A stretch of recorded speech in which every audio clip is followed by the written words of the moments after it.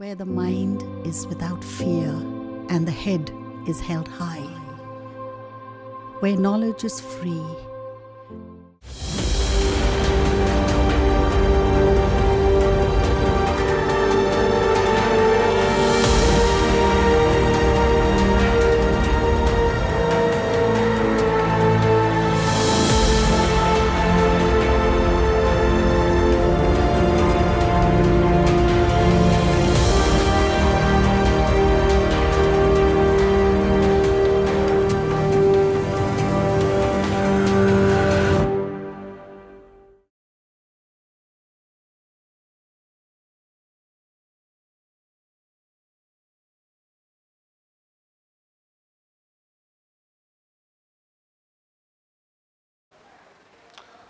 প্রিয় ছাত্রছাত্রী, আশা করি সকলে ভালো আছো। আমি জাকির হোসেন, মালদা রেল স্কুলের ফিজিক্সের টিচার। আজকে বিষয় ইউনিট অ্যান্ড মেজারমেন্ট, এটা দ্বিতীয় দিন। তো এর আগে তোমাদের আমি দুটো প্রবলেম দিয়েছিলাম। একটা হচ্ছে যে একজন ছাত্র লিখেছিল m equal to m0 1 minus V square. সে সি এই টার্মটা লিখতে ভুলে গেছিলো, তো বলছি সিটা কোথায় বসবে। এটা আমার বলেছিলাম তোমাদের এটা করার জন্য, তো আমি উত্তরটা বলে দিচ্ছি। তো বাঁদিকে দেখো এটা ভর আছে, লেফট হ্যান্ড সাইডে যেটা আছে ভর, এর ইউনিট হচ্ছে এম। তো এখানেও আছে এম, তাহলে নিচেরটা অবশ্যই মাত্রাবিহীন হবে। এটাও যদি ভর হয়, এটাও ভর, ভরের মাত্রা এম, এখানেও মাত্রা এম, তাহলে নিশ্চয়ই নিচেরটা মাত্রাবিহীন হতে হবে। এখন মাত্রাবিহীন হতে গেলে এটা ওয়ানটা মাত্রাবিহীন, তাহলে এটাকেও মাত্রাবিহীন হতে হবে। তাহলে এটা মাত্রাবিহীন হতে গেলে অবশ্যই সি স্কোয়ারটা এখানে বসবে। তাহলে সি স্কোয়ার যদি এখানে বসে, তাহলে এর মাত্রা ক্যান্সেল হয়ে যাবে। তাহলে নিচেরটা মাত্রাবিহীন হলো, এটা ভরের মাত্রা, এটা ভরের মাত্রা। তাহলে যে ভুলে গেছিলো সি লিখতে, তাকে সি স্কোয়ারটা এখানে লিখতে হবে। দ্বিতীয় যেটা দিয়েছিলাম, যে ওই ছাতা ধরার বৃষ্টির দিনে ও ছাত্রটা লিখেছিল tan theta equal to V equal to tan theta লিখেছিল।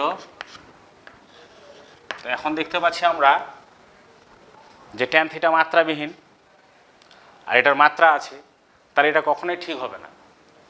তার মানে এটাকে ঠিক যদি হতে হয়, তাহলে আমি কি অনুমান করব কিভাবে ঠিক হবে।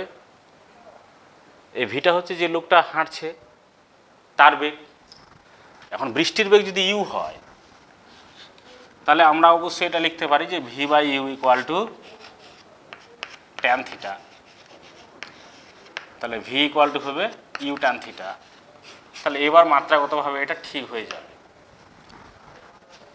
তবে কেউ যদি ভাবো যে ভি বাই ইউ না লিখে আমি ইউ বাই ভি লিখতে পারতাম, এটা আরেকবার ভাবো তোমরা, কেন এটা লিখলাম না আমি ভি বাই ইউ লিখলাম, সেটা তোমাদের ভাববে। তাহলে কি হবে, ভি বাই ইউ গুলো ট্যান থিটা, এটা আসল সূত্রটা হবে। ঠিক আছে, তাহলে আমরা আরম্ভ করি। যে আমরা ওখান যে পড়েছিলাম যে কোনো সূত্র সঠিক আছে কিনা সেটা যাচাই করতে হবে, অর্থাৎ বাম দিকের মাত্রা আর ডান দিকের মাত্রা ঠিক আছে কিনা সেটা যদি দেখতে পাই, তাহলে আমরা বলবো সূত্রটা সঠিক আছে। তোমাদের এটাও বলেছিলাম যে এরকম দেখা যাবে যে কোনো সূত্র সঠিক আছে, বাম দিকের মাত্রা ডান দিকের মাত্রা সঠিক আছে, তবুও সেই সূত্রটা সঠিক না হতে পারে। কিন্তু এরকম যদি হয় যে কোনো সমীকরণ বাম দিকের মাত্রা আর ডান দিকের মাত্রা মিলছে না, তার মানে সেটা সঠিক নয়, তার মানে ওই সূত্রটা কখনোই সঠিক নয়। ঠিক আছে, তো আজকে আমরা যেটা করব যে বিভিন্ন ভৌত রাশির মধ্যে সম্পর্ক কিভাবে নির্ণয় করতে হয় সেই সম্পর্ক নির্ণয় করতে শিখব। তো আমি কতগুলো এক্সাম্পল দিচ্ছি। এটা করার জন্য প্রথমত হচ্ছে আমরা সেই সূত্রগুলো এখানে আমরা করতে পারবো যেগুলো প্রোডাক্ট আকারে আছে, অর্থাৎ গুণফল আকারে আছে। একটা উদাহরণ দিচ্ছি, যে মনে করো V equal to K eta by rho R. দেখো এগুলো সম্পর্ক, ইটা হচ্ছে একটা সান্দ্রতাঙ্ক, রো হচ্ছে ঘনত্ব, আর হচ্ছে ব্যাসার্ধ, কিন্তু এটা গুণ আকারে আছে এবং গুণ ভাগ আকারে আছে। কিন্তু এরকম যদি কোনো সূত্র থাকে যে V square equal to U square plus 2s, এটাকে আমরা করতে পারবো না নির্ণয়। কিন্তু এরকম যদি গুণ আকারে থাকে তাহলে নির্ণয় করতে পারবো। এক্সাম্পল দিলে বোঝা যাবে। কীরকম? আমরা এটাই নির্ণয় করব, ভি ইকুয়াল টু ভিসি আমরা বলবো সন্ধিবেগ কে ইটা বাই রো আর। এটা কিভাবে আমরা পাবো সেটা বলি, যে কে হচ্ছে একটা মাত্রাহীন ধ্রুবক, মাত্রাহীন ধ্রুবক।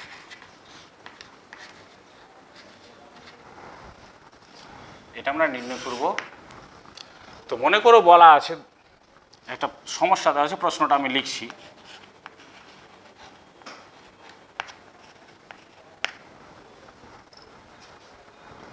কোনো নলের মধ্য দিয়ে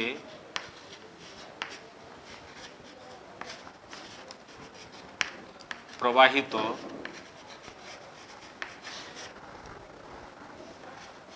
তরলের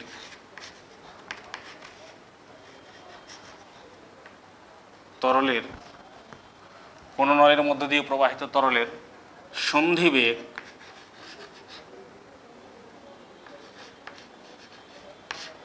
সন্ধিবেগ এটা ব্র্যাকেটের মধ্যে লিখে দিচ্ছি ভিসি, সন্ধিবেগ ভিসি তরলের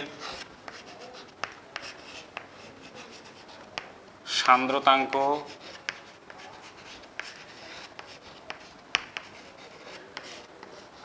ইটা, তরলের ঘনত্ব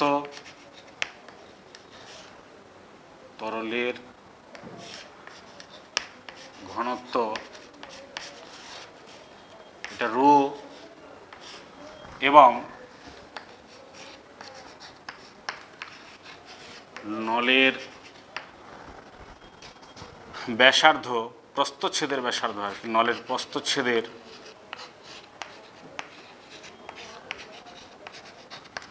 ব্যাসার্ধ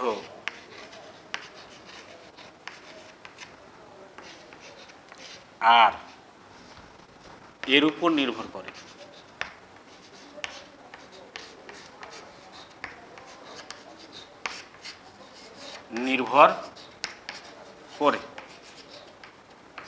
এটা বলা আছে, কোন নলের মধ্য দিয়ে প্রবাহিত তরলের সন্ধিবেগ ভিসি, তরলের সান্দ্রতাঙ্ক ইটা, তরলের ঘনত্ব রো এবং নলের প্রস্থচ্ছেদের ব্যাসার্ধ আর এর উপর নির্ভর করে। এই নির্ভরতা থেকে, এই যে নির্ভর করছে, এই নির্ভরতা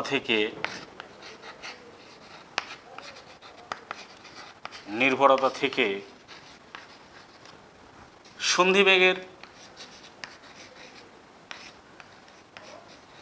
সন্ধিবেগের রাশিমালা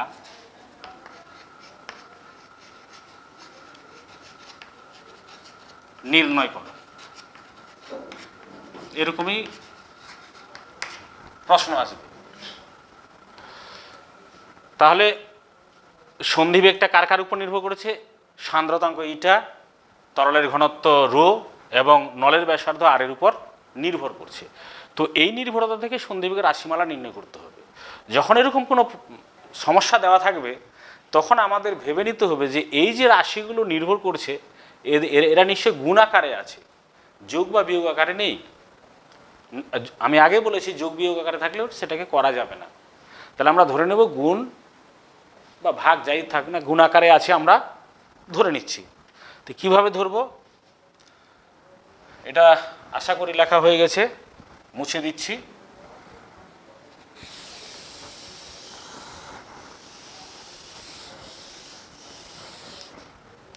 আমরা ধরে নিলাম যে ভিসি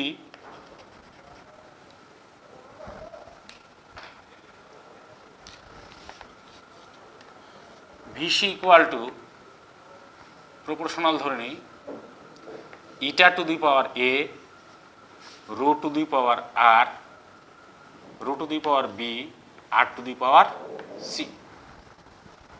এরকম ধরে নিতে হবে, গুণ আকারে আছে ধরে নিতে হবে। যদি সি এর পাওয়ার মাইনাস বের হয় তাহলে এটা ভাগ আকারে চলে আসবে। তাহলে গুণ আকারে প্রথমে ধরে নিতে হবে। তো 3টা রাশি আছে বলে এবিসি ধরলাম, 2টা রাশি ধরলে এবি ধরবো। এইবার সমানুত্তরিক চিহ্নটাতে গেলে একটা কি আসবে, ধ্রুবক আসবে। এই ধ্রুবকটাকে ধরলাম K eta a root to the power B R to the power C. এটা মনে করো আমাদের 1 নম্বর সমীকরণ পেলাম। কেটা কি জিনিস, মাত্রাবিহীন ধ্রুবক। এখানে যে ধ্রুবকটা আমরা ধরবো সেটা সবসময় মাত্রাবিহীন ধরতে হবে, যার মাত্রা নেই। তাহলে কেটার যেহেতু মাত্রা নেই, কেটা আমরা এখন না ধরলে চলবে, মাত্রা বসিয়ে পাই। আমরা লিখে দেবো মাত্রা বসিয়ে পাই। তাহলে ভিসি সন্ধি বেগ, যে কোনো বেগ হোক না কেন তার মাত্রা বেগের মাত্রা হবে। তাহলে যদি মাত্রা বসাই তাহলে হবে এল টি মাইনাস 1। তো একটা এখানে বলে রাখা ভালো যে এই যে ভিসির আমরা মাত্রা লিখলাম এল টি মাইনাস 1, এটা আমরা জানি। তো আমরা এটাকে এভাবে আকারে লিখলে ভালো হয়, কারণ আমরা এম এল টি এই 3টা যদি লিখি তাহলে ভালো হয়। তাহলে আমরা এটাকে বেটার হবে m0 এল টি মাইনাস 1। m0 মানে 1 নাই, এভাবে লিখলে কি হবে, আমরা দেখতে পাচ্ছি 3টাই আছে। না লিখলেও হয়, তো লিখলে সুবিধা আছে। এম তাহলে এখানে লিখে দিলাম m0 এল টি মাইনাস 1। কে মাত্রাহীন, এটা না লিখলেও চলবে। তাহলে ইটার মাত্রা আমি ওদের লিখে দিয়েছিলাম তোমাদের, তাহলে ইটার মাত্রা বসাও M L minus 1 T minus 1 to the power A rho ঘনত্বের মাত্রা ওদিন লিখিয়েছিলাম এম এল মাইনাস 3 বি আর দৈর্ঘ্যকে বোঝাচ্ছে কিছুটা পরিমাণ। তাহলে এর মাত্রা হবে এল সি, লিখে দিলাম। এইবার কি করব, এখানে এম এর পাওয়ার হচ্ছে এম টু দি পাওয়ার এ, এখানে এম এর পাওয়ার হচ্ছে বি, তাহলে M to the power B. তাহলে এটা গুণ আকারে আছে, তাহলে লিখতে পারবো M to the power A plus B. আশা করি তোমরা সূচকগুলো ভালো করে বোঝো। এল -1 মাইনাস 3b, তাহলে হবে L minus A minus 3b। T O C ছিল, তাহলে প্লাস সি হবে এখানে, আর টি মাইনাস এ, টি মাইনাস এল মাইনাস এ হলো, আর টি মাইনাস এ হলো। এবার যেহেতু আমি বলেছি যদি এটা সঠিক হয় তাহলে বাম পক্ষের মাত্রা ডান পক্ষের মাত্রা সঠিক হতে হবে। তাহলে এখানে বাম মাত্রা বলতে আমি বলেছিলাম মাত্রীয় সংকেত আলাদা, আর মাত্রা বলতে বোঝায় পাওয়ারগুলো। আমি সংক্ষেপে মাত্রা বলেছি, মানে মাত্রীয় সংকেত, কিন্তু মাত্রা বলে পাওয়ারগুলোকে বোঝায়। তাহলে এই পাওয়ারগুলো অবশ্যই সমান হবে। এম এর পাওয়ার এখানে 0 আর এম এর পাওয়ার এ প্লাস বি।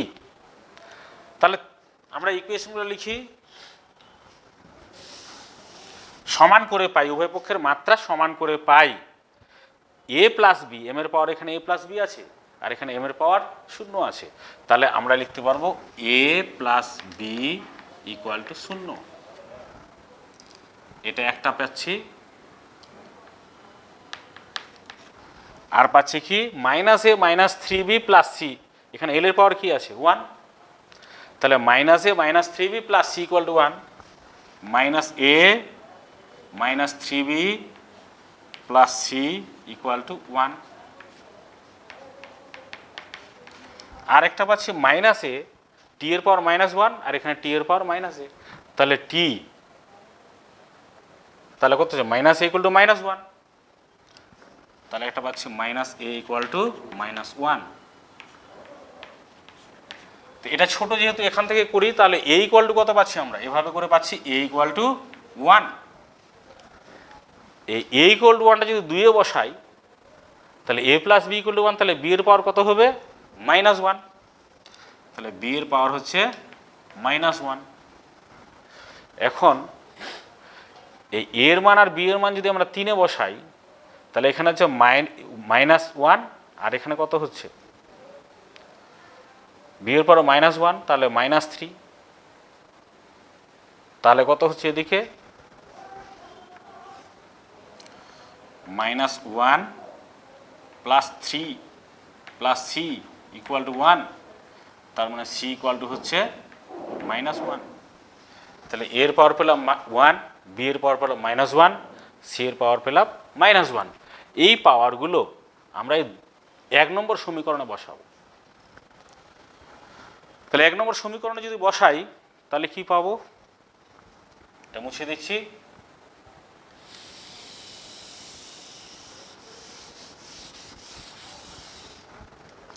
এক নম্বর সমীকরণে বসালে পাই ভিসি = কে, ইটার পাওয়ার তো এ 1 না বসালেও হয়, বি এর পাওয়ার হচ্ছে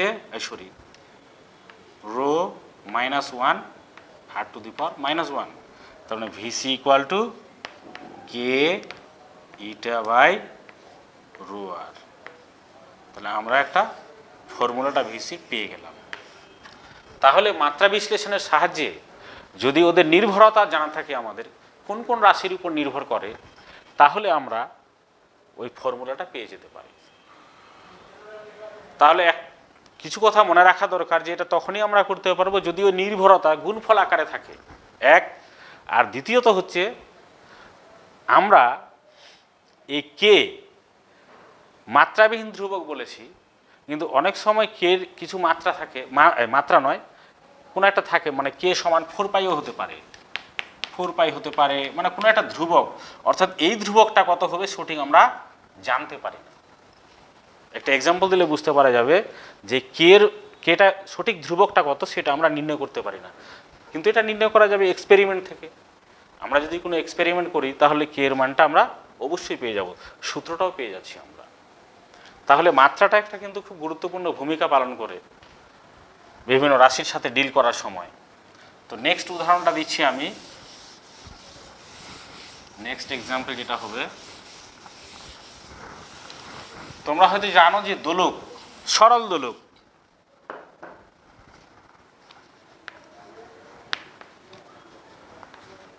সিম্পল পেন্ডুলাম যেটাকে আমরা বলি, সরল দোলক কি, ছোট্ট কোনো একটা পাথরখণ্ড বা কোনো লোহার পিণ্ড ছোট্ট, সেটাকে যদি কোনো অবলম্বন থেকে, মনে করি এটা অবলম্বন আমাদের সিলিং, ছাদ বা কোনো একটা দণ্ড এরকম আছে, অনুভূমিক দণ্ড, অপ্রসার্য কিছু সুতা, যে সুতাগুলো টানলে বড় হবে না, এরকম কিছু সুতা দিয়ে ছোট্ট লোহার পিণ্ডটাকে আমরা বেঁধে দিলাম এখানে, এটা বব বলে, পিণ্ড, এটা সুতা।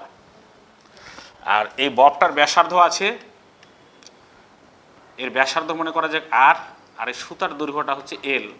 তো দোলক এটা হলো, এই দোলকের কার্যকর দৈর্ঘ্য তাহলে হবে, এই সুতাটা দৈর্ঘ্য এল ধরলাম, ক্যাপিটাল, দোলকের কার্যকর দৈর্ঘ্য বলবো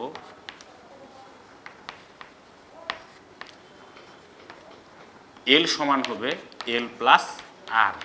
অর্থাৎ যে বিন্দু থেকে ঝুলানো হয়েছে সেটাকে যদি ও বলি, ও বিন্দু থেকে এই দোলকের কেন্দ্র অবধি যে দূরত্ব সেটাকে বলা হচ্ছে দোলকের কার্যকর দৈর্ঘ্য এল। এটা হলো দোলক একটা, কারণ এটা দুলে আমরা জানি, কারণ এটাকে যদি একটু বিচ্যুত করা যায় সাম্যাবস্থান থেকে, এটা সাম্যাবস্থান, আমি ঝুলিয়ে ছেড়ে দিলে এখানে থাকবে, এটাকে ইকুইলিব্রিয়াম পজিশন বলা হয় বা রেস্ট পজিশন বলা হয়। এটাকে যদি আমরা একটু বিচ্যুতি করি, মনে করো এখানে এনে ছেড়ে দিলাম এটাকে, এই জায়গায় এনে, তাহলে এখানে ছেড়ে দিলে কি করবে, এখানে থাকবে না, ও অভিকর্ষের টানে এদিকে আসবে, এখানে এসে থামবে না, গতিজাড্যের জন্য আবার এদিকে চলে আসবে, আবার এখানে এসে থামবে না, আবার এদিকে যাবে, কারণ এখানে এসে ওর বেগ 0 হয়ে যায়, তখন আবার অভিকর্ষের টানে এদিকে চলতে থাকে, তখন এরকম দুলতে থাকবে ও, এগুলাকে দোলন বলা হয়, এরকম দুলতে থাকবে, এদিক ওদিক করতে, সুইঙ্গিং করবে। তো এখন ব্যাপার হচ্ছে যে এখান থেকে যদি আমি হিসাব করে টাইম ধরি, এখানে যখন আসিস তখন স্টপওয়াচ চালালাম, এখানে এসে আবার যখন এখানে আসলে স্টপওয়াচ যদি বন্ধ করি, যে সময়টা পাই সেটাকে বলা হয় দোলনকাল বা পর্যায়কাল। এই পর্যায়কালটাকে আমরা টি দিয়ে লিখি, টাইম পিরিয়ড, ওই দিন টাইম পিরিয়ড বলেছিলাম তোমাদের। পর্যায়কাল সমান আমরা টি লিখি, টা কাল, তো কাল মানে সময়, টাইম পিরিয়ড, একটা পিরিয়ডকে বোঝায়। তাহলে পর্যায়কাল টি। তো তোমরা এটা সূত্র জানো, হয়তো অনেক আগে থেকে পড়েছো যে পর্যায়কালের সাথে তো সম্পর্ক কি, টি ইকুয়াল টু 2π√L/g। তাহলে আমরা দেখতে পাচ্ছি, মানে এমনি জানি যে 2π হচ্ছে একটা ধ্রুবক, আর এল হচ্ছে কার্যকর দৈর্ঘ্য, জি হচ্ছে অভিকর্ষ ত্বরণ ওই স্থানের। তাহলে পর্যায়কালটা কার উপর নির্ভর করছে? এল আর জি এর উপর নির্ভর করছে। এবার আমি একটা প্রশ্ন দিচ্ছি, এটা কি করে পাই আমরা? এটা না জানলে ওটা কি করে পাবো? প্রশ্নটা লিখে রাখো, হয়েও পাবে। এটা মুছিয়ে দিচ্ছি আমি, তা লিখতে সুবিধা হবে। প্রশ্ন: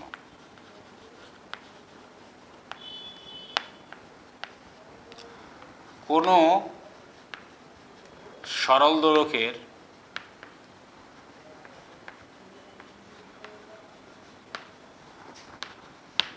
দোলনকাল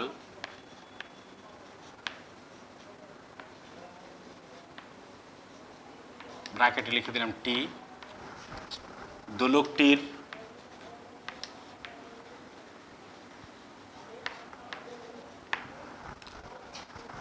কার্যকর দৈর্ঘ্য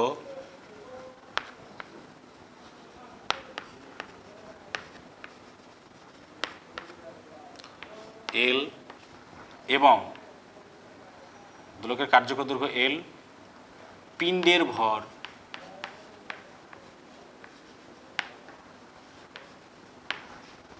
এম এবং ওই স্থানের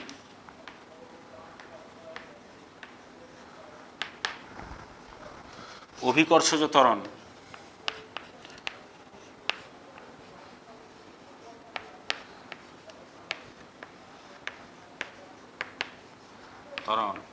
জি এর উপর নির্ভর করে, জি এর উপর নির্ভর করে। এই নির্ভরতা থেকে পর্যায়কালের রাশিমালা নির্ণয় করো, এটা হচ্ছে প্রশ্ন। এই নির্ভরতা থেকে পর্যায়কালের রাশিমালা নির্ভর। আরেক বলছি, কোনো সরল দোলকের দোলনকাল টি, দোলকটির কার্যকর দৈর্ঘ্য এল, পিণ্ডের ভর এম এবং ওই স্থানের অভিকর্ষ ত্বরণ জি এর উপর নির্ভর করে। প্রশ্ন হচ্ছে, এই নির্ভরতা থেকে দোলকটির পর্যায়কালের রাশিমালা নির্ণয় করো। এখানে একটা বিষয় নোট করার বিষয় আছে যে আমরা যে সূত্রটা লিখেছিলাম টি ইকুয়াল টু 2π√L/g, এখানে কিন্তু ভর ছিল না, কিন্তু প্রশ্নে আবার বলা আছে পিণ্ডের ভর এম এর উপরও নির্ভর করে। তো সে নির্ভর করে বলেছে, তাহলে আমরা ধরে নেব পিণ্ডের ভরের উপর নির্ভর করে, দেখা যাক কি হয়। তাহলে আমরা ধরে নেব যে এল এর উপর নির্ভর করে, এম এর উপর নির্ভর করছে, জি এর উপর নির্ভর করছে, এরা গুণ আকারে আছে। তাহলে আমরা যদি একেবারে লিখি, তাহলে T proportional to M to the power A ধরলাম, L to the power B ধরলাম, জি টু দি পাওয়ার সি ধরলাম। তাহলে টি ইকুয়াল টু হলো K M A L B G to the power C. এটা 1 নম্বর ইকুয়েশন লিখে নিলাম। মাত্রা বসিয়ে পাই উভয় পক্ষে, মাত্রা বসিয়ে পাই, তাহলে মাত্রা বসাবো, এটা সময়, পর্যায়কাল মানে সময়ের মাত্রা, তো এই টি এর মাত্রা তাহলে কী হবে? টি এ হবে। তো আমরা বেটার হবে কি, যদি আমরা এভাবে লিখি, মাত্রা বসাচ্ছি, তাহলে আমরা লিখব M to the power 0, L to the power 0, T to the power 1।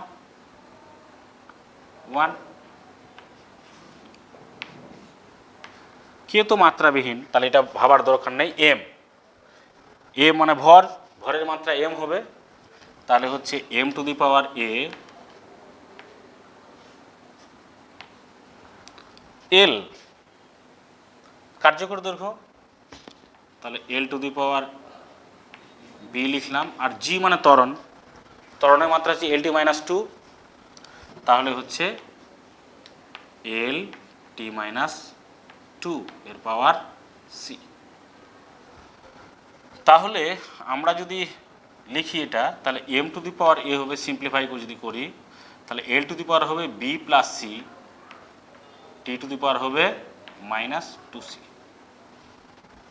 উভয় পক্ষের যদি মাত্রা সমান করি তাহলে আমরা তিনটা ইকুয়েশন পাবো। A to the power A equal to zero পাচ্ছি, কারণ এম এর পাওয়ার জিরো, এখানে এম এর power A. B plus C equal to কত পাচ্ছি? জিরো, কারণ এল এর পাওয়ার জিরো আছে। আর minus two C equal to পাচ্ছি ওয়ান। এটাকে যদি আমি 2 নম্বর সমীকরণ বলি, এটা 3 নম্বর, এটা 4 নম্বর। তার 4 নম্বরটা ছোট সমীকরণ, এখান থেকে সি সমান কত পাচ্ছি? সি সমান পাচ্ছি মাইনাস 1/2। মানে সি এর মানটা যদি বি এ বসাই তাহলে বি পাবো কত? 1/2। আর এ তো পেয়ে গেছি জিরো, বি এও পাচ্ছি 1/2। এই মানগুলো আমরা এখানে বসাবো, বসিয়ে তাহলে কি পাবো? বসিয়ে পাচ্ছি T equal to K M, M এর পাওয়ার জিরো হয়ে গেল, মানে এম থাকলো না, এম এর উপর নির্ভর করে না। প্রশ্নে যদিও বলেছিল এম এর উপর নির্ভর করছে, তাহলে ফাইনালি দেখতে পাচ্ছি এম এর উপর নির্ভর করে না। তাহলে এল to the power 1/2 R G to the পাওয়ার হচ্ছে মাইনাস 1/2। তাহলে টি ইকুয়াল টু আসছে এভাবে কে রুট ওভার এল বাই জি। এখানে দেখা যাচ্ছে কে, আর সূত্রে ছিল 2π। সূত্রে কি দিয়েছিলাম? T equal to 2π root over L by G. তাহলে এখানে আমরা 2π রাশিটার মানটা জানতে পারছি না।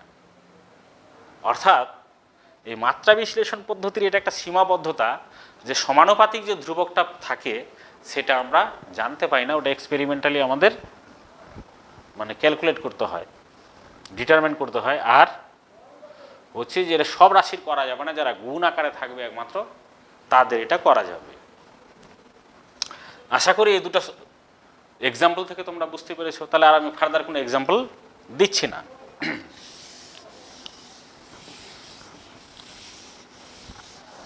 তাহলে আমরা মাত্রা বিশ্লেষণের দুটো জিনিস বুঝতে পারলাম। ওই দুটো কি করা যাবে, যে একটা হচ্ছে যে কোনো সমীকরণ মাত্রাগতভাবে সঠিক কিনা সেটা আমরা যাচাই করতে পারি। 2 নম্বর, বিভিন্ন ভৌত রাশির মধ্যে কি পারস্পরিক সম্পর্ক আছে সেই সম্পর্কটা আমরা নির্ণয় করতে পারি ভালোভাবে। আর 3 নম্বর হচ্ছে যে কোনো রাশির মান এক পদ্ধতি থেকে আরেক পদ্ধতিতে আমরা নির্ণয় করতে পারি। এটা কেমন করা যায় একটা এক্সাম্পল দিচ্ছি। যে মনে করো কার্যের একক, তোমরা জানো কার্যের একক, কার্যের একক হচ্ছে জুল। জে লিখি, জে দিয়ে লিখি। আর এটা এসআই, এসআই একক। আর সিজিএস একক হচ্ছে আর্ক, এটা হচ্ছে সিজিএস। এখন আমার যদি না জানা থাকে যে জুল আর আর্গের মধ্যে সম্পর্ক কি, মানে 1 জুল সমান কত আর্ক, এটা যদি আমরা নির্ণয় করতে চাই তাহলে আমরা মাত্রা বিশ্লেষণের সাহায্য নিতে পারি। কিভাবে করব? তো আমরা ধরে নিব, ধরি 1 জুল সমান এন আর্ক। আমরা তো জানি না, বা কেউ এটাও ধরতে পারে যে 1 আর্ক সমান এন জুল, তাও হবে। তো কার্যের মাত্রা কি? কার্যের মাত্রা হচ্ছে কার্যের মাত্রা M L minus L square টি মাইনাস 2, এটা কার্যের মাত্রা। তো আমরা কনভেনশনে যে কোনো ধরতে পারি যে এসআই পদ্ধতিতে হচ্ছে, এটাকে ধরলাম M1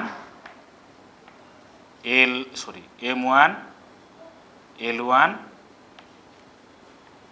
T1 মাইনাস 2।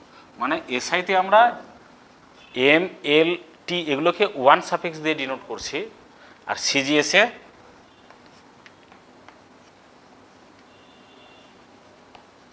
ধরলাম এটা M2 L2 T2, এগুলো কিন্তু শুধু আলাদা ডিফারেন্সিয়েট করার জন্য, এসআই পদ্ধতি আর সিজিএস পদ্ধতিকে ডিফারেন্সিয়েট করার জন্য আমরা এই সাফিক্সগুলো ধরেছি 1 2। তাহলে n সমান কত হচ্ছে? n সমান হচ্ছে 1 জুল বাই 1 আর্ক। তো 1 জুল, তাহলে এর কত হবে? 1 জুলের মাত্রা বসাবো M1 L1 T1 minus 2 by M2 L2 square আছে T2 স্কোয়ার, এটা পাচ্ছি। তাহলে n সমান কত হবে? n সমান হবে, আমরা এটাকে আলাদা করে লিখে তোমাদের সুবিধা হবে, M1 by M2 L1 by L2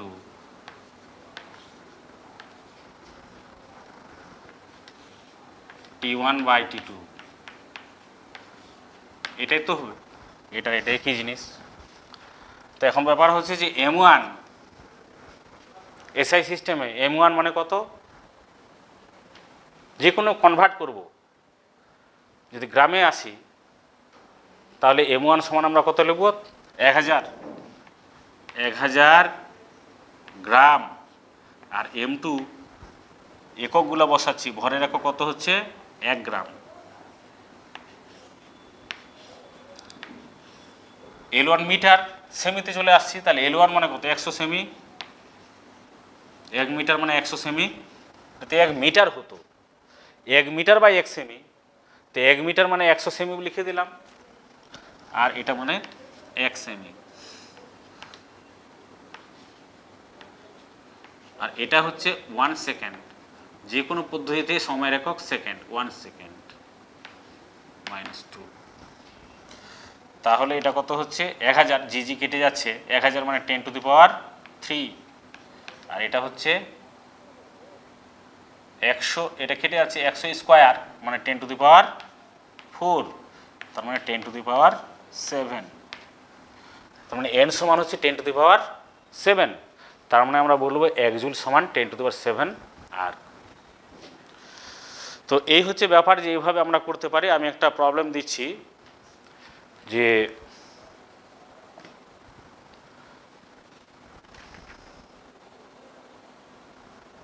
ধরো কোনো একটা পদার্থের ঘনত্ব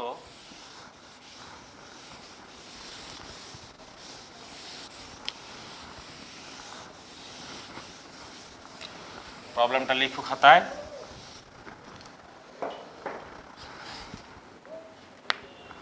কোনো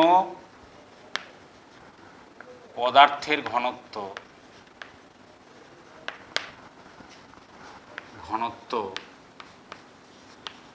সিজিএস পদ্ধতিতে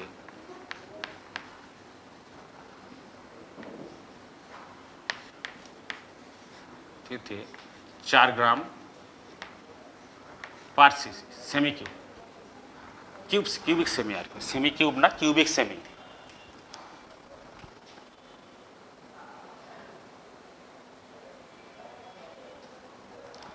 তো মনে করে একটা অন্য পদ্ধতি আমরা অ্যাডপ্ট নিচ্ছি, এসআই নিচ্ছি না, একটা অন্য পদ্ধতি আমরা ভাবছি, যেমন একটা পদ্ধতি আমরা নির্বাচন করছি যাতে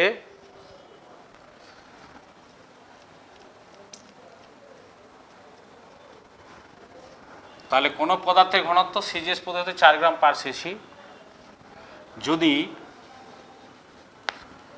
এমন একটি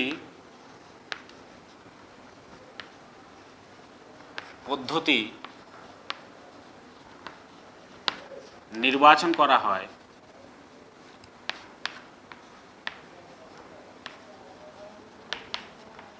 হয় যেখানে দৈর্ঘ্যের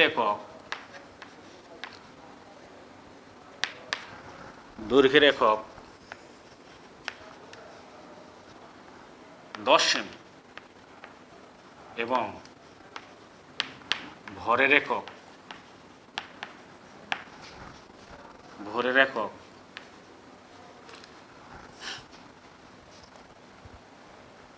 100 গ্রাম।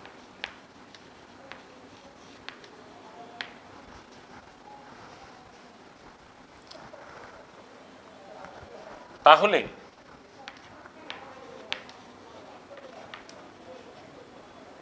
এই নতুন পদ্ধতিতে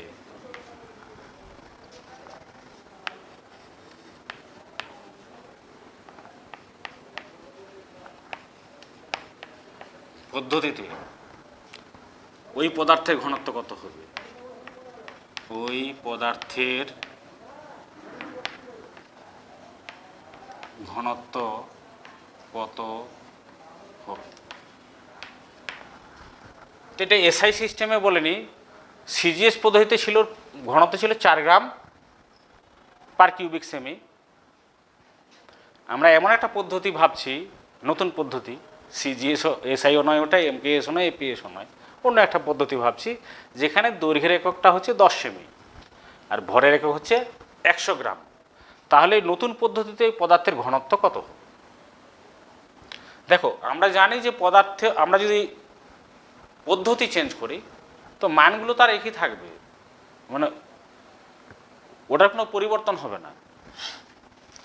কীরকম ব্যাপারটা বোঝা যাচ্ছে, ধরো 1 মিটার আছে একটা রাশি, এটাকে চেঞ্জ করলাম 100 সেমি। আসলে 1 মিটার যায় 100 সেমিও তা, এখানে 1 মিটার, এখানে 100, কিন্তু ওর যে অ্যাকচুয়ালি প্রকৃত মাপটা সেটাই কি থাকছে সব সময়। তাহলে এটা কিভাবে করব? তো সিজিএস পদ্ধতিতে মনে করলাম 1, যে সাফিক্সটা ব্যবহার করব 1, আর নতুন পদ্ধতিতে যে সাফিক্সটা সেটা 2। আর ঘনত্বকে যদি D1 বলি, ঘনত্বকে ডি দিয়ে যদি লিখি, তাহলে আমরা এটা লিখতে পারি simply N1 D1 equal to N2 D2। D1 কি? ঘনত্বের মাত্রা, N1 হচ্ছে তার মান সিজিএসে, N2 হচ্ছে নতুন মান যেটা নির্ণয় করতে হবে, আর D2 হচ্ছে নতুন পদ্ধতিতে তার মাত্রা। তাহলে আমরা কি নির্ণয় করব? N2, নতুন পদ্ধতিতে ঘনত্বটা কত হবে? তাহলে N2 সমান কত হবে? N2 সমান হবে N1 D1 বাই D2। তাহলে N1 তো 4 দেওয়া আছে এখানে, D1 ঘনত্বের মাত্রা হচ্ছে কত? M1 L1 মাইনাস 3, আর এটা হচ্ছে কত? M2 L2 minus 3। কারণ এর মাত্রাটা বসালাম এখানে, আর এর মাত্রাটা এখানে বসালাম। সিজিএসে যে মাত্রাগুলোকে 1 দিয়ে ডিফারেন্সিয়েট করেছি, আর এর মাত্রাগুলোকে T2 দিয়ে ডিফারেন্সিয়েট করেছি। তাহলে N2 সমান কত হবে? N2 সমান হবে 4 into M1 by M2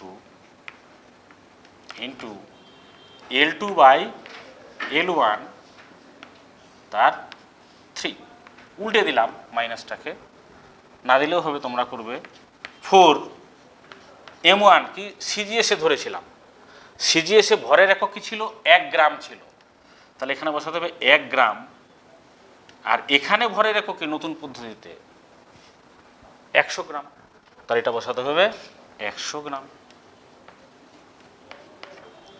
L2 নতুন পদ্ধতি 2, নতুন পদ্ধতির দৈর্ঘ্যের একক কত? 10 সেমি, তাহলে 10 সেমি।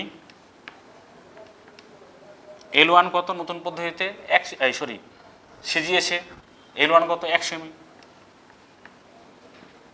তাহলে যেটা দাঁড়াচ্ছে সেটা হচ্ছে 4 ইন্টু এটা 3, 4 ইন্টু এটা জি কেটে যাচ্ছে, তাহলে একের 100, আর এটা হচ্ছে 1000।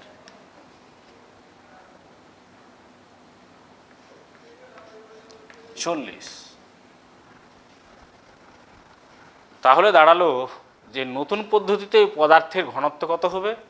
নতুন পদ্ধতিতে পদার্থের ঘনত্ব হবে 40 একক। একক কেন বলছি, গ্রাম পার সিসি আর বলছি না, কারণ এটা নতুন একক, এটাকে আমরা ভাবতে পারি অন্য কিছু। তাহলে 40 আসবে N2-র মানটা, 40 গ্রাম পার সেমি কিউব আসবে। তো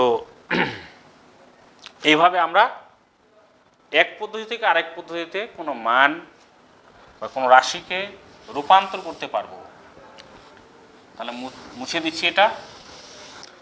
তাহলে দেখো যে একটা যেমন উদাহরণ আমি দিলাম, তোমাদের একটা সমস্যা দিচ্ছি। দেখো যে আমরা জানি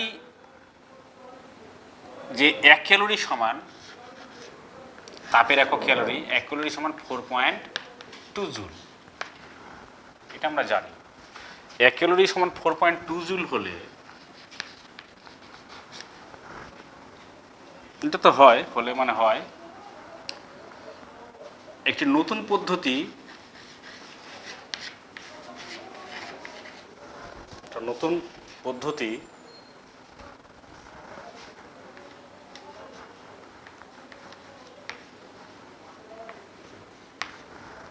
নেওয়া হলো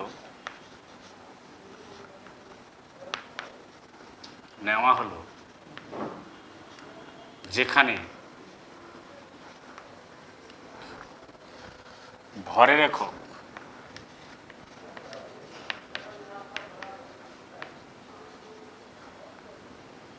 আলফা কেজি, দৈর্ঘ্যের একক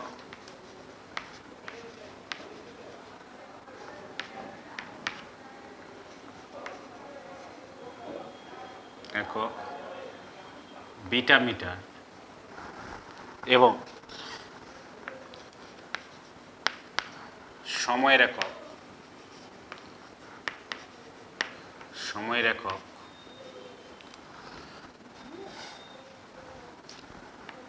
গামা সেকেন্ড।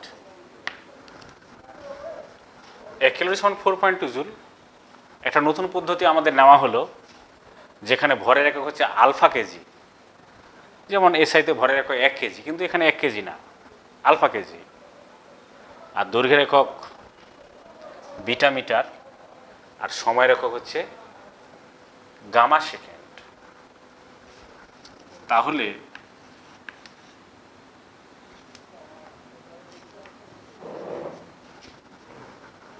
এক ক্যালোরি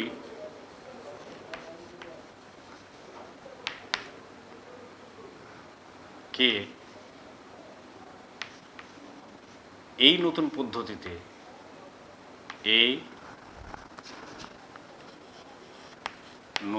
পদ্ধতিতে কিভাবে প্রকাশ করব, কিভাবে প্রকাশ করব?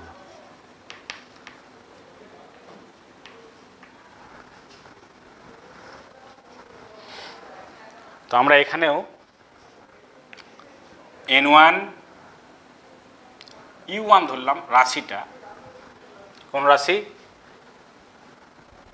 ক্যালোরি বা জুল যাই হোক না কেন, এগুলো হচ্ছে আসলে কার্যের একক। কোয়ান্টিটি সেটা কার্যের একক U1 ধরলাম, তাহলে N1 U1 equal to N2 U2 হবে। তাহলে N2 সমান আমাদের বের করতে হবে। তাহলে N2 সমান কত হচ্ছে? N2 সমান হচ্ছে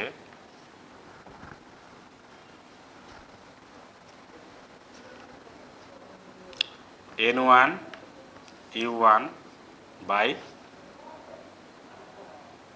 U2।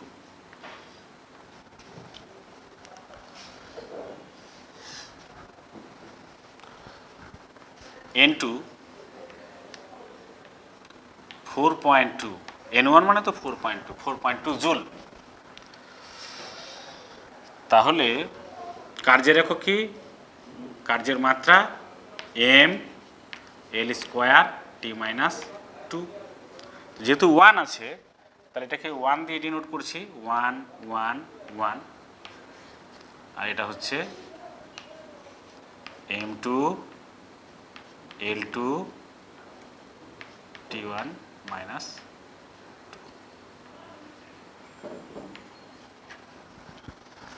এইভাবে করে তাহলে এখানে m1/m2 আসবে। তাহলে m1 কত? আমরা 4.2 জুল ধরেছি এসআই, তাহলে m1 হবে 1 কেজি আর m2 কত হবে? Alpha KG. কেজি কেজি কেটে যাবে, তাহলে আলফা থাকবে এখানে। L1 তাহলে কত হবে? 1 মিটার। এটা ভুল লিখে দিয়েছি। L1 1 মিটার আর L2 কত হবে? Beta metre. মিটার মিটার কেটে যাবে, তার মানে এইভাবে করে তোমরা অঙ্কটা করতে পারো। তাহলে আমি গোটাই করাচ্ছি না। তাহলে আমরা এক পদ্ধতি থেকে অন্য পদ্ধতিতে আমরা রূপান্তরটা দেখতে পাচ্ছি, করতে পারবো। এরকম যে কোনো সমস্যা আসতে পারে, সেটা আমরা করব। এবার তাহলে আমাদের মাত্রাটা কমপ্লিট হলো।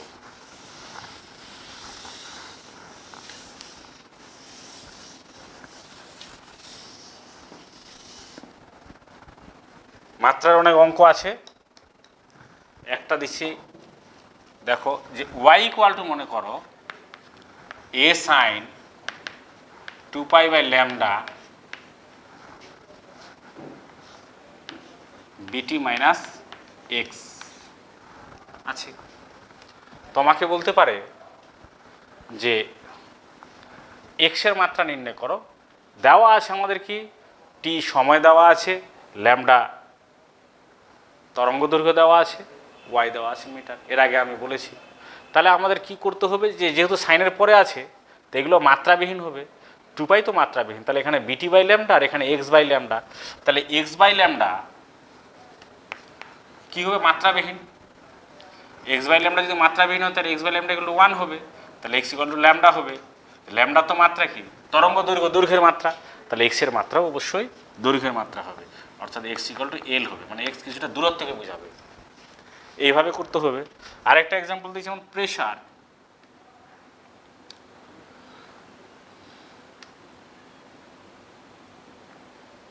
P = b-t²/ax এরকম যদি থাকে, তাহলে প্রেশার b-t²/ax যদি থাকে, তো ধরো তোমাদের বলছে b/এর মাত্রাটা বের করো, তাহলে কীভাবে করব? তাহলে আমরা এটাকে সেপারেট যদি করে দিই, তাহলে b/ax মাইনাস t²/ax। তাহলে এটা যদি প্রেশার হয় তাহলে এরও মাত্রা হবে অবশ্যই প্রেশার। এক্সটা বলে দিয়েছে, টিটা টাইম আর এক্সটা হচ্ছে দূরত্ব বলে দিয়েছে মনে করো। তাহলে b/ax = হচ্ছে p, তাহলে b/a = কত হচ্ছে? px। তো p মানে তো প্রেশার, m l-1 t-2, আর x হচ্ছে কত? l, দূরত্ব। তাহলে এটা ক্যান্সেল হয়ে যাচ্ছে, তার মানে m t-2, তার মানে b/এর মাত্রা হচ্ছে m t-2। এইভাবে আমাদের করতে হবে অঙ্কগুলো। যত আমরা বিভিন্ন রকমের প্রবলেম নিয়ে করব, তাহলে কি হবে, যে মাত্রার উপর আমাদের দখলটা বেড়ে যাবে।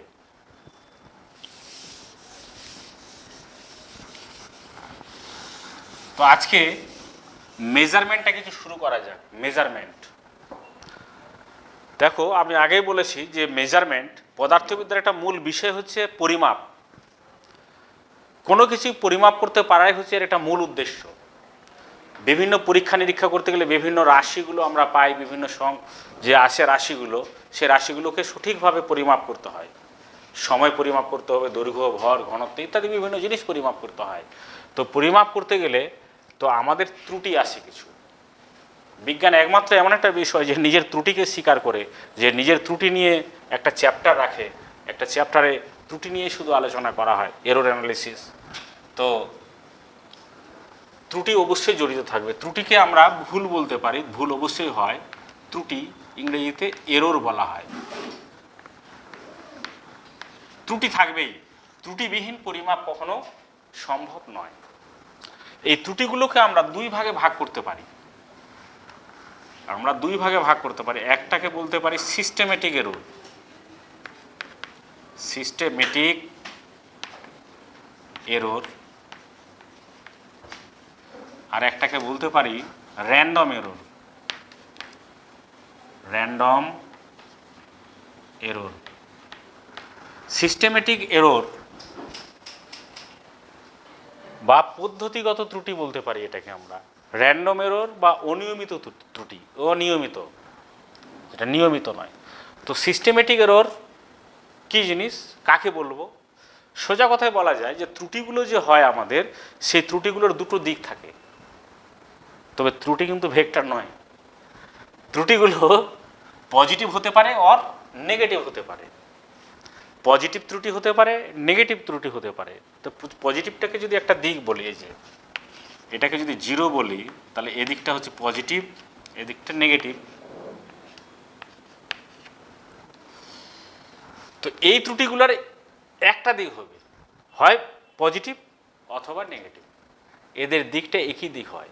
র্যান্ডম এরর এই ত্রুটিগুলোর একটা নির্দিষ্ট দিক থাকে না, পজিটিভও হতে পারে নেগেটিভ হতে পারে, আবার কখনো পজিটিভ কখনো নেগেটিভ, পজিটিভ নেগেটিভ। একটা এক্সাম্পল দিচ্ছি, যে আমরা এমন একটা পরীক্ষা করছি যেখানে আমাদের ইলেকট্রিক সোর্সের দরকার আছে, 12 ভোল্ট মনে করো, একটা 12 ভোল্ট সোর্স লাগবে। তো আমরা প্লাগ থেকে 12 ভোল্ট সোর্স নিয়ে পরীক্ষাটা করছি। ভোল্টেজ ফ্লাকচুয়েশনের জন্য, আপ ডাউন করে যে ভোল্টেজ, তার জন্য ভোল্টেজটা 12 থেকে বেড়ে বেশি হতে পারে, আবার ভোল্টেজ 12 থেকে বেড়ে কম হতে পারে। এই যে 12 থেকে বেড়ে যদি বেশি হয়, তখন হয়তো পরীক্ষালব্ধ মানটার ত্রুটিটা প্লাস একটু বেশি হচ্ছে, যে মানটা মাপছে তার থেকে বেশি হচ্ছে। আবার হয়তো কমছে যখন, তখন মাইনাস ত্রুটি হচ্ছে, অর্থাৎ কমা বাড়ার জন্য হতে পারে, ভূকম্পনের জন্য হতে পারে, যে সেটআপটা আছে সেটা কাঁপছে, বাইরে থেকে গাড়ি যাচ্ছে, কোনো একটা শব্দ হচ্ছে, তার জন্য কম্পন হতে পারে, তার জন্য পরীক্ষায় বিঘ্নিত হতে পারে, প্লাস মাইনাস ত্রুটিগুলো হতে পারে অনিয়মিতভাবে। এগুলোকে র্যান্ডম এরর বলা হয়। সিস্টেমেটিক এরর কোনগুলো? সিস্টেমেটিক এররগুলো হচ্ছে যে ইনস্ট্রুমেন্টগুলো আমরা ইউজ করছি, সেই ইনস্ট্রুমেন্টগুলোর ক্যালিব্রেশনগুলো ঠিক না। ইনস্ট্রুমেন্টাল এরর আমরা কি বলতে পারি এগুলোকে ভালো করে? ইনস্ট্রুমেন্টাল এরর মানে এরর ডিউ টু ইনস্ট্রুমেন্ট। এই ইনস্ট্রুমেন্টগুলো ক্যালিব্রেশন করা থাকে, দাগ কাটা থাকে। তোমরা যে মিটার স্কেল ব্যবহার করো বা রুলারগুলো যে ব্যবহার করো, ওখানে দাগ টানা থাকে সেমিতে, আর ছোট ছোট দাগগুলো আছে মিলিমিটারে। ওই যে দাগগুলো কাটা আছে, সেই দাগগুলো সমানভাবে থাকে না বা ঠিকঠাক থাকে না। যেটা অ্যাকচুয়ালি 5 মিলিমিটার, সেটা ওখানে দেখা গেলো দাগ কেটে 4 মিলিমিটারের মতো আজ করা আছে। তাহলে আমরা 4 মাপছি, সেটা আসলে 5 মিলিমিটার, কিন্তু ওখানে আমাদের 4 মাপতে হচ্ছে, ওখানে একটা এরর চলে আসছে। তারপরে থার্মোমিটার যে আছে, যে থার্মোমিটারটা ইউজ করছি আমরা, মনে করো সেখানে ভুল আছে দাগ কাটার জন্য, অংশাঙ্কন যেটাকে বলা হয়, ওই অংশাঙ্কনের জন্য ভুল আছে, ক্যালিব্রেশন বা গ্রাজুয়েশন বা স্কেলিং যাই বলো না কেন, স্কেলিংয়ের জন্য সেটাতে ভুল আছে। দেখা গেল আমাদের তাপমাত্রা দেখাচ্ছে সেখানে 99, কিন্তু আসল তাপমাত্রা আমার আছে হয়তো 98, কোনো ভুল আছে। তাহলে আমরা ভাবছি আমার গায়ের তাপমাত্রা 99, কিন্তু অ্যাকচুয়ালি সেটা 98, ক্যালিব্রেশনের ভুলের জন্য আছে। তাহলে ইনস্ট্রুমেন্টাল এরর আছে। তাছাড়া ইনস্ট্রুমেন্টাল এরর আরেকটা হয় যেটাকে আমরা জিরো এরর বলতে পারি। জিরো এরর কেমন? জিরো এরর যে আমরা যখন কোনো কিছু মাপি সেটাতে জিরোতে থাকতে হবে। যেমন ডিজিটাল ব্যালেন্সগুলো, ডিজিটাল ব্যালেন্সে আমি 100 গ্রাম কিছু নেব, তো 100 গ্রাম যখন নেব, তো এটা 100 গ্রাম আছে কিনা দেখছি, চাপালাম, তো 100 গ্রাম বা তার বেশি পাচ্ছি বা কম পাচ্ছি, কিন্তু দেখা গেল চাপার আগে ইনস্ট্রুমেন্টটাকে আমাকে লেভেলিং করতে হয়। লেভেলিং করার মানে হচ্ছে ওটা জিরোতে আছে কিনা। ইনস্ট্রুমেন্টটা হয়তো কোনো কারণে ওই জিরো নাই, যে দাগটা দেখাচ্ছে ডিজিটাল যে ওখানে ইয়েটা আছে, প্যানেলটা আছে, সেটাতে দেখা গেলো জিরো দেখাচ্ছে না, -10 উঠে আছে। -10 মানে -10 গ্রাম। তাহলে ওটা যদি আমি ওভারলুক করে যাই -10 গ্রামটা, আর আমি ওর ওজন মাপি 100 গ্রাম, যেটা ওখানে 90 গ্রাম দেখাবে। তাহলে 90 গ্রাম আমি যদি ভাবি যেটা 90 গ্রাম, তাহলে ভুল হবে, কারণ ওই যে -10 আছে ওটাকে জিরো এরর বলছে। আবার ওটা +10 যদি থাকতো, 10 উঠে আছে, তাহলে এটাকেই দেখাতো 110 গ্রাম। তাহলে আমি 110 গ্রাম ভাবতাম, কিন্তু আসলে এটা 100 গ্রাম। কারণ ওখানে যে প্লাস দোষ আছে, zero error. Slide callipers, vernier callipers যেগুলো আছে বা স্ক্রু গেজ যেগুলো আছে, সেগুলো মূল স্কেলের সাথে ভার্নিয়ার স্কেল জিরো দাগে মিলতে হবে। তো দেখা গেল জিরো দাগটা মিলছে না, সেখানে কিছুটা আগিয়ে আছে বা পিছিয়ে আছে, মানে প্লাস এরর থাকতে পারে, মাইনাস এরর থাকতে পারে, এগুলোকে জিরো এরর বলা হয়। তো ইনস্ট্রুমেন্টাল এরর হয়। আর একটা হচ্ছে পার্সোনাল এরর, ব্যক্তিগত ত্রুটি। যে পরীক্ষাটা করছে তার কিছুটা ব্যক্তিগত ত্রুটি থাকে, এটাকে পার্সোনাল এরর বলে, তার বায়াসনেস থাকে, personal error. Personal error example হচ্ছে, তো আমরা কোনো বিকারে বা কোনো মেজারিং সিলিন্ডারে কিছুটা তরল নিয়ে কতটা আছে ভলিউম মাপতে যাচ্ছি, তো আমার চোখটা যদি সোজা পারপেন্ডিকুলারলি যদি না দেখি, লম্বভাবে যদি না তাকাই, তির্যকভাবে যদি তাকাই, তেরছাভাবে দেখি, তাহলে সঠিক আমরা দেখতে পাবো না, একটু বেশি বা কম দেখতে পাই। এই এররটাকে প্যারালাক্স এরর বলে। কারণ দেখার ভুলের জন্য সেটা ঠিকঠাক দেখতে পায় না তারা, বা কেউ একটু পরে শুনছে, ওকে বলছি যে বন্দুকের আওয়াজ শোনার সঙ্গে সঙ্গে তুমি স্টপওয়াচ চালাও, কিন্তু দেখা গেল বন্দুকের আওয়াজ করার একটু পরে স্টপওয়াচটা চালাচ্ছে, ত্রুটি চলে আসবে সেখানে। তো ব্যক্তিগত ত্রুটি আছে, পার্সোনাল এরর এটাকে বলছে। আর একটা হচ্ছে আমি যে পদ্ধতিতে করছি সে পদ্ধতির উপর নির্ভর করে, কোন মেথডটা আমি অ্যাডপ্ট করছি, কোন মেথডে সে পরীক্ষাটা করছি। যেমন ঘনত্ব পরিমাপ করব, ঘনত্ব পরিমাপ আমরা এইভাবে করতে পারি, কোনো সলিডের যে রো ইকুয়াল টু m/v, তার মাস মেপে ভলিউম মাপলাম, তো এইভাবে এই পদ্ধতিতে করলে একটা আসবে। আর এটা হচ্ছে যে আপেক্ষিক গুরুত্ব মেপে তুলনামূলক পদ্ধতিতে করতে পারি, যে সমআয়তন পদার্থের ভর আর সমআয়তন জলের ভর, এভাবে করে ঘনত্ব মাপছি। তো কে কোন পদ্ধতিতে করেছে, পদ্ধতির উপরও সেটা নির্ভর করছে, পদ্ধতিগত ত্রুটি মধ্যে ওটা পড়ছে।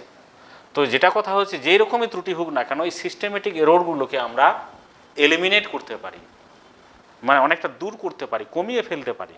কারণ আমরা সঠিক যদি প্রসেসে যাই, যেমন একটা এক্সাম্পল দিলাম, -10 গ্রাম উঠেছিল, এটার 100 গ্রাম ওজন, আমি 90 গ্রাম দেখতে পাচ্ছি, তাহলে 90 গ্রাম দেখতে পেলে তার সাথে 10 যোগ করতে হবে, কারণ -10 আছে, তাহলে আমি পেয়ে যাব। ওটা কোনো ব্যাপার হবে না, জিরো এররটা কোনো দাঁড়াবে না, আমি যে ওটাকে একুরেট করতে পারি। পার্সোনাল এররটাও একুরেট করতে পারি, বারবার আমি গড় নিলাম, গড়টর নিয়ে পদ্ধতিগতর জন্য করতে পারি। ফলে সিস্টেমেটিক এররটাকে অনেকটা কমিয়ে ফেলা যায়, কিন্তু র্যান্ডম এররকে আমরা কিছুতেই কমাতে পারবো না। তার মানে যেটা বোঝা যাচ্ছে, আমাদের সাথে সব সময় ত্রুটি যুক্ত থাকবে, ত্রুটি ছাড়া আমরা কোনো পরিমাপ করতে পারবো না। আরেকটু শুধু 1 মিনিট, যে আরেকটা এরর আছে সেটাকে লিস্ট কাউন্ট এরর বলা হয়। লিস্ট কাউন্ট এররটা কি জিনিস?